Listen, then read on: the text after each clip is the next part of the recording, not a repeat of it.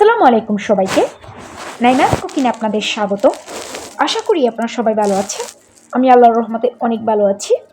আজকে আমি আপনাদেরকে তৈরি করে দেখাবো এক টুকরো মুরগির মাংস দিয়ে এমন কিছু তৈরি করব বাচ্চা থেকে বড় সবাই পছন্দ করবে। এটি একটি হেলদি রেসিপি। নাইমাস কুকিং মানে সহজ রান্না। যারা আমার ভিডিওগুলো দেখেন তারা অবশ্যই জানেন। চলুন এখন আমরা শুরু করব। রেসিপিটি তৈরি করার জন্য একটি মিক্সিং বলে নিয়ে নিয়েছি 1 কাপ ময়দা, দিয়ে দিচ্ছি 1 চামচ ইস্ট, এখন দিয়ে দিচ্ছি 1 চামচ লবণ, এখন দিয়ে দিচ্ছি 2 চামচ চিনি। এখন সবগুলো শুকনো উপকরণ হাত দিয়ে আমি মিশিয়ে নিচ্ছি। এখন কুসুম কুসুম গরম পানি দিয়ে একটা ডো তৈরি করে নিচ্ছি। ডোটা আমার তৈরি করা হয়ে গেছে। এটাকে ঢাকা দিয়ে 1 ঘন্টার জন্য রেস্টে রেখে দিচ্ছি। একটি প্যানে নিয়ে নিয়েছি 1 পিস চিকেন, দিয়ে দিচ্ছি 1 চামচ আদা রসুনের পেস্ট, দিয়ে দিচ্ছি 1 কাপ পানি, এখন দিয়ে দিচ্ছি সামান্য লবণ। এখন আমি ঢাকা দিয়ে চিকেনটাকে প্রথমে সিদ্ধ করে নিব।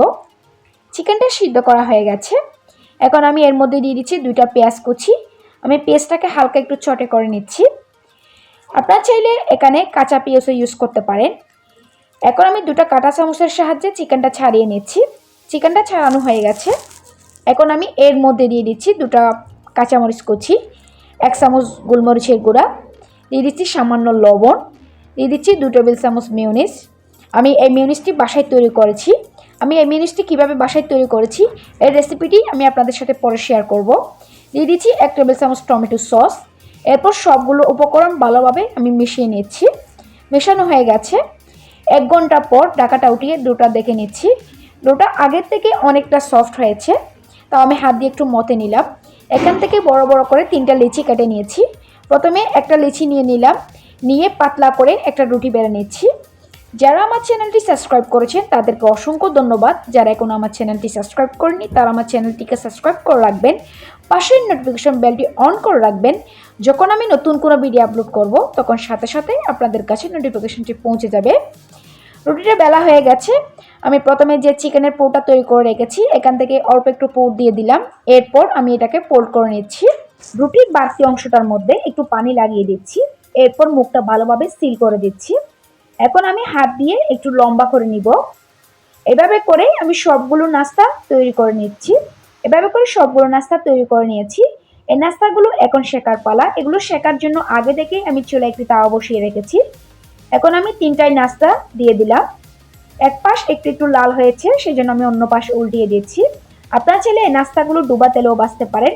আজকে আমি এভাবে করে সেকে নাস্তাগুলো তৈরি করে নিব।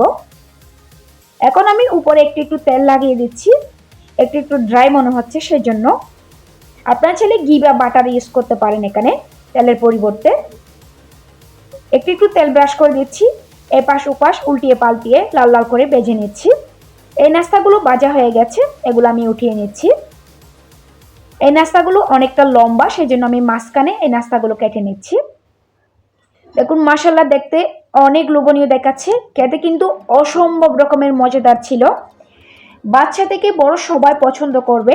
আপনারা এটি বাচ্চাদেরকে টিফিনে দিতে পারেন। এটি একটি হেলদি ফুল নাস্তা। আশা করি আজকের রেসিপিটা আপনাদের ভালো লেগেছে। আশা করি আপনারা বাসায় ট্রাই করবেন। যদি আমার এরকম সহজ রেসিপিগুলো আপনাদের ভালো লেগে থাকে তাহলে অবশ্যই আমার ভিডিওতে একটি লাইক করবেন। কোনো প্রশ্ন থাকলে আপনারা আমাকে কমেন্টস করে জানাতে পারেন। সবাই ভালো থাকবেন, সুস্থ থাকবেন, আমার জন্য দোয়া করবেন। আল্লাহ হাফেজ।